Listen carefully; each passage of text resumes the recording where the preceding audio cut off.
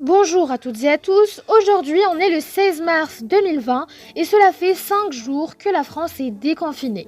En effet, les maternelles et les primaires sont ouvertes, mais seuls les parents qui le souhaitent envoient leurs enfants à l'école. Pour les autres, l'école se poursuit à la maison.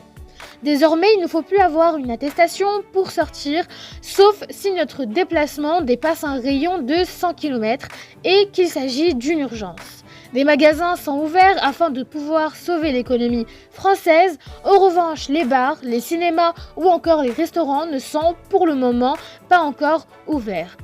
Enfin bref, vous l'avez compris, désormais la France est déconfinée, mais il subsiste quelques conditions, car rappelons-le, les dangers du coronavirus sont toujours présents.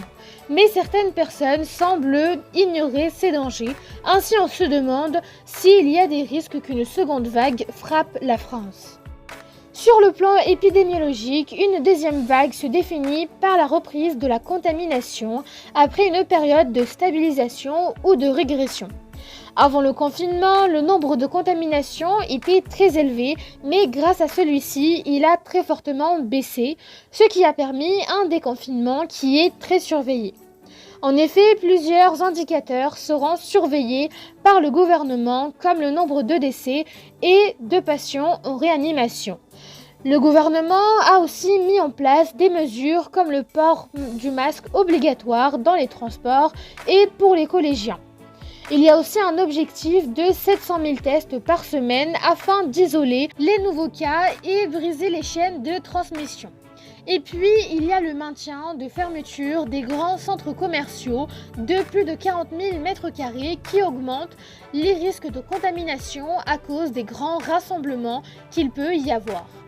Les effets du confinement ont pris du temps à apparaître et il sera de même pour les effets du déconfinement, en raison du délai d'incubation du Covid-19 qui est de 3 à 5 jours en général et qui peut s'étendre jusqu'à 14 jours. Ainsi, les effets du déconfinement apparaîtront en juin. Le déconfinement pourra durer seulement si les mesures annoncées sont bien appliquées.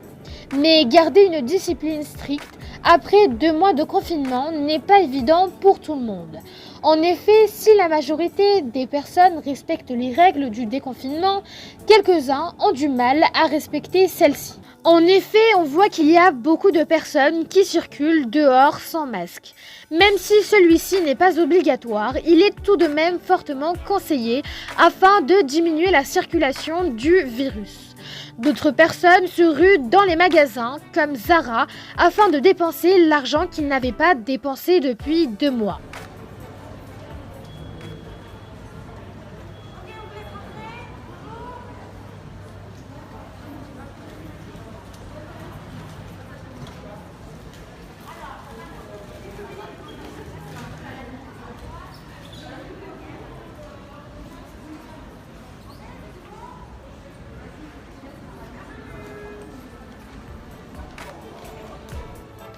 D'autres préfèrent satisfaire leur appétit en faisant des queues interminables devant des fast-foods comme McDonald's. Je me suis pas trompé, on a une bonne queue de 400 mètres. Tout ça pour bouffer chez McDo qui est ici. L'action de ces personnes peut être justifiable par les 2 longs mois de confinement qui ont été très difficiles à vivre pour certains. Mais leurs gestes risquent de relancer une seconde vague de contamination. Ainsi, un reconfinement anticipé peut avoir lieu en urgence, comme le prévient le rapport de déconfinement publié ce lundi par le haut fonctionnaire Jean Castex.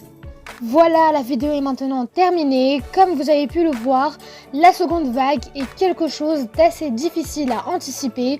Ainsi, il y aura sûrement une deuxième vidéo à ce sujet. N'hésitez donc pas à vous abonner afin d'avoir accès aux informations manquantes beaucoup plus facilement.